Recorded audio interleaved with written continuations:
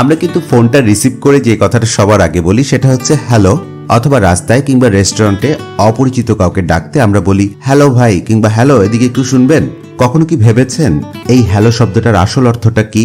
মানে আমরা এত ব্যবহার করি যে এই শব্দটা, এটা কি শুধু কথা বলার একটা স্টাইল নাকি এর ভেতরে আরো কিছু আছে? চলুন আজ একটু গল্প শুনি। হ্যালো শব্দটা এসেছে ইংরেজি হেইল HAIL শব্দ থেকে, যার মানে হলো কাউকে ডাক দেয়া বা কারো দৃষ্টি আকর্ষণ করা। শোনা যায় গ্রাহাম বেল যখন টেলিফোন আবিষ্কার করে তখন ফোন করার সময় কি বলবে সেটা নিয়ে তিনি অনেক ভেবেছিলেন। অনেকে প্রস্তাব দিল তুমি বলতে পারো আর ইউ দেয়ার, অথবা কেউ বলল হয় এটাও বলা যায়। শেষে জনপ্রিয় হয়ে গেল হ্যালো, মানে আমি আছি, তুমি কি শুনতে পাচ্ছ?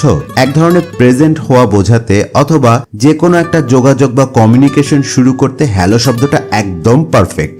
আর আজকাল তো আমরা নতুন কাউকে দেখলেই হ্যালো দিয়ে শুরু করি, যার মানে হলো একটা সৌজন্যপূর্ণভাবে একটা যোগাযোগ শুরু করা।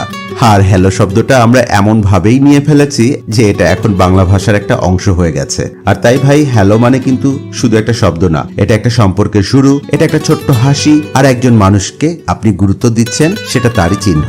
তো আজই কাউকে একটা সুন্দর করে হ্যালো বলুন, কি জানেন ওই একটা হ্যালো তার মনটা কিন্তু ভালো করে দিতে পারে। ভালো থাকবেন সবাই, সুস্থ থাকবেন।